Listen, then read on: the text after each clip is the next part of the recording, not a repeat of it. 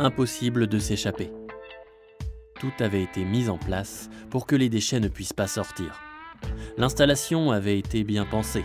Tout était contrôlé, ce qui entrait et ce qui sortait.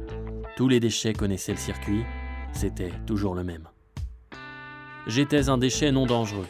Si j'étais né avant le début des années 90, j'aurais fini ma vie dans une décharge, comme la majorité des déchets.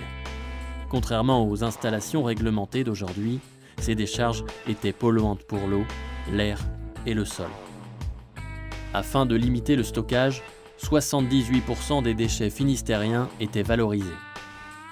La déchetterie jouait un rôle très important dans ce détournement.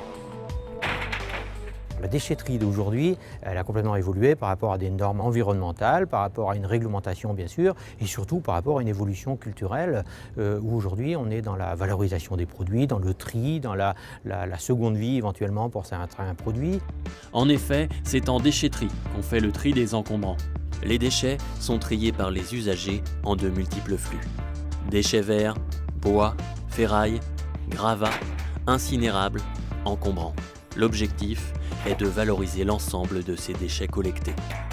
Par exemple, les cartons, on a une valorisation en centre de tri et il y en a très peu de refus. Donc tout le carton qui est récupéré ici, globalement, est valorisé. Les encombrants, actuellement, on a deux filières pour la valorisation des encombrants. Donc c'est le marché qu'on a avec Bio Industrie aujourd'hui, qui trie ces encombrants.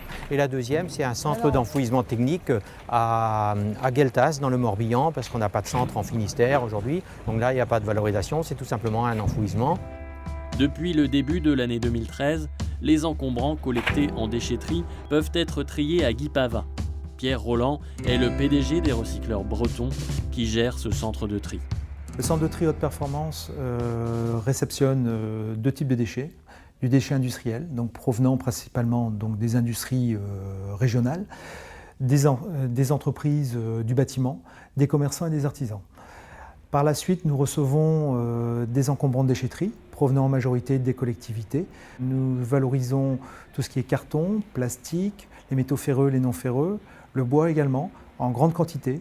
Et pour le reste, c'est de la valorisation énergétique principalement, puisque nous approvisionnons l'usine Lafarge à Saint-Pierre-la-Cour, qui, elle, brûle les produits produits. Et ces produits viennent en substitution des énergies fossiles telles que le coke ou le fioul lourd.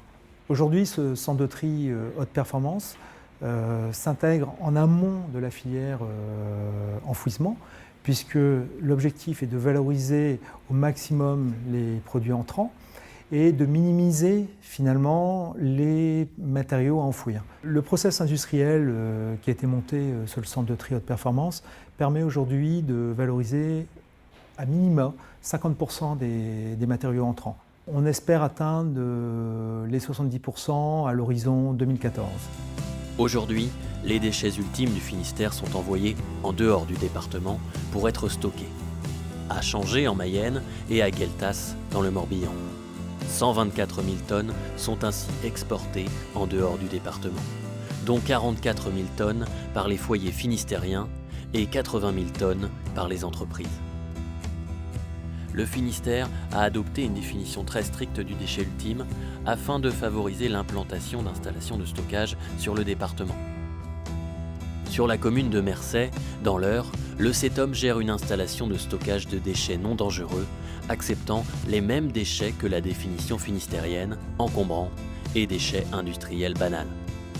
Patrick Maillard est ingénieur sur le site.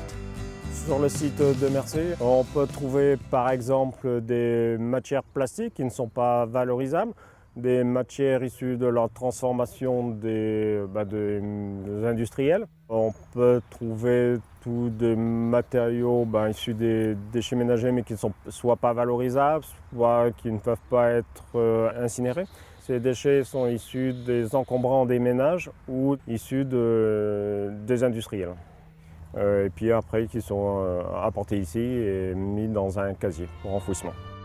Les déchets entrants sont d'abord pesés, puis soumis à un contrôle de radioactivité et enfin triés avant stockage. Le plâtre, par exemple, ne sera pas enfoui, mais valorisé pour créer du nouveau plâtre. Rien n'est laissé au hasard. Toutes les mesures sont prises pour protéger l'environnement. Les fonds des casiers de stockage sont étanches. L'eau d'infiltration est récupérée et acheminée vers des bassins confinés où elle sera ensuite traitée. On crée des casiers sur lesquels on a différents matériaux qui permettent d'avoir une perméabilité pour éviter la pollution du sol et du sous-sol et de la nappe phréatique. On met une couche de terre sur ces déchets pour éviter tous les problèmes de pollution, en particulier d'odeur. Et puis donc on réalise régulièrement des systèmes de drains pour capter le biogaz et le lixivia. Il y a aussi régulièrement des analyses qui sont faites par un organisme extérieur sur la qualité de la nappe phréatique, des eaux, du rejet atmosphérique. Une fois que l'installation de stockage a atteint ses capacités maximales d'enfouissement, elle est mise en post-exploitation. C'est le cas du centre d'enfouissement de Tréméoc. C'est là que moi, déchets non dangereux, je vis dorénavant. Quand une installation de stockage de déchets non dangereux arrive en fin de vie, on a bien entendu la couverture des déchets donc, par une couche d'argile et également donc, des couches de matériaux drainants qui permettent d'évacuer les eaux de pluie pour pas qu'elles aillent dans le massif de déchets. Et puis on a une végétalisation de la couverture, donc ça permet vraiment d'avoir des prairies au visuel. C'est une intégration donc, paysagère qui est assez facile finalement. Et on continue de suivre le site pendant une trentaine d'années. Donc c'est la période qu'on appelle la période de post-exploitation. Donc pendant 5 ans après l'exploitation, on réalise toujours les mêmes analyses et le même suivi du site que pendant la phase d'exploitation. Et au bout des 5 ans, on regarde si on a une évolution plutôt favorable. On va réduire le nombre d'analyses et le suivi. Mais on continue quand même toujours de suivre ce site pendant 30 ans. Toutes les mesures sont mises en œuvre pour que je reste prisonnier de cette installation de stockage sans jamais pouvoir en sortir.